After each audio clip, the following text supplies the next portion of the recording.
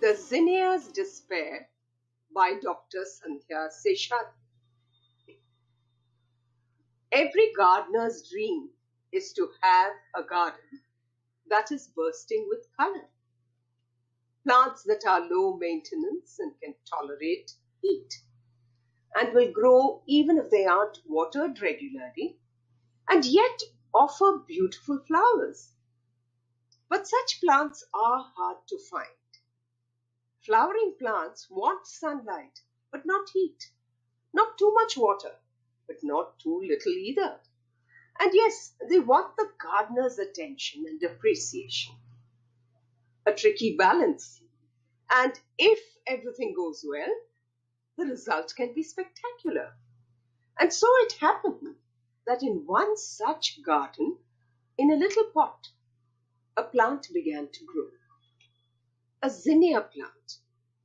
But no one knew it was a flowering plant, for she looked unkempt and wild.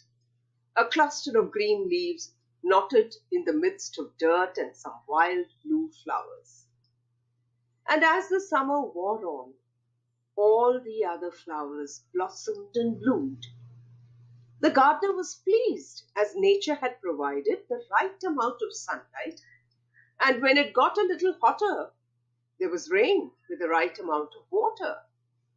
What a beautiful garden I have grown, thought the gardener, as he looked at the riot of colors everywhere. That was till his eyes landed on the dirty pot with a wild plant. Weeds! Exclaimed the gardener. How did I miss this mess? He said aloud. This pot has been overtaken by weeds, and I must pull them by the roots and throw them away before they take over this beautiful garden of mine, he thought. Am I a mere weed? Thought the plant. I thought I was also going to grow up and have pretty flowers. Just as the gardener bent down to pull the plant out of the pot, he was distracted by a humming bird. He laughed aloud at the amazing sight of the bird. Truly, it was a miracle of nature. Barely 3 inches tall, the hummingbird displayed such agility and grace as she hovered in midair. Watching the bird, he forgot about the plant that was relegated to the lowly weed and moved on to the rest of his wondrous garden. And the poor Zinnia hung her head down in shame. A weed, an ordinary garden weed. That's what he called me, she repeated. No one will believe that I can also have pretty flowers. I can keep calling myself a zinnia, but what does that matter?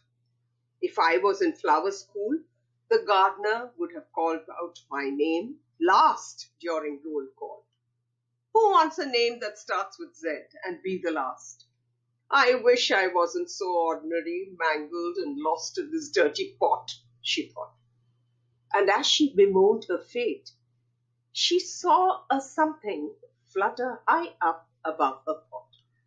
Look at me, said the hummingbird. The zinnia couldn't believe her eyes. The magical hummingbird was there 1 minute, and then again it wasn't there. They said I was too small and that I would amount to nothing. I'm small, but look at me. I can hover and flap my wings 80 times a second. No other bird can do that. She laughed and mesmerized the other birds who watched her. The blue jay was bigger and more colorful, but certainly couldn't match the hummingbird in acrobatic skills or speed. Come and catch me, little zinnia, he cried, and flew higher. The zinnia looked up and could barely see the hummingbird as his wings flapped so rapidly. And so the zinnia determined to grow taller so she could see the hummingbird better.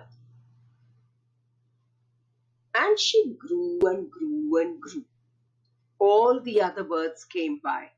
But even as she grew, she began to worry that maybe she really was nothing more than a tall weed, as there was no sign of any flower. Ridden with self-doubt, the zinnia watched all the other flowers continue to blossom and bloom. Try as she might, she couldn't shake off the feeling that she was no more than a weed. Even when her first bud emerged, she could hear the gardener's voice echo, "Weeds!" In despair, she cried out, "Who am I? What am I?" As that cry rang out, a gentle voice came from below. "Hush, little Zinnia, look at me." The zinnia looked around and could only see some trees reflected in the water. "Down here, look," said the voice. And there, down below, was a pretty pink flower emerging from the water. In this pond, with dirty water, algae, and overgrown with leaves, I blossomed. "Who are you?" asked the zinnia. "I am a lotus. Keep your head high and know you will bloom when it is your time," said the lotus. And as the zinnia heard the lotus, she felt her soul stir. Could it be? Yes, it was true. Her petals were emerging. She really was a pretty flower, and her time had come. Down below was still the dirty pot with clusters of mangled leaves, but she had emerged tall and beautiful. As she stood upright and smiled at the sun, she heard the gardener wander by. "Well, look at that," said the gardener. "That really was a zinnia after all. To think I almost pulled her out by her roots because I thought she was a weed. But she grew all by herself. No extra care or water, no fertilizer, nothing. And yet she's so beautiful." As a wise person once said, we need to be like the lotus, open to the rising sun and unaffected by the muddy depths of its birth or the waters that sustain it.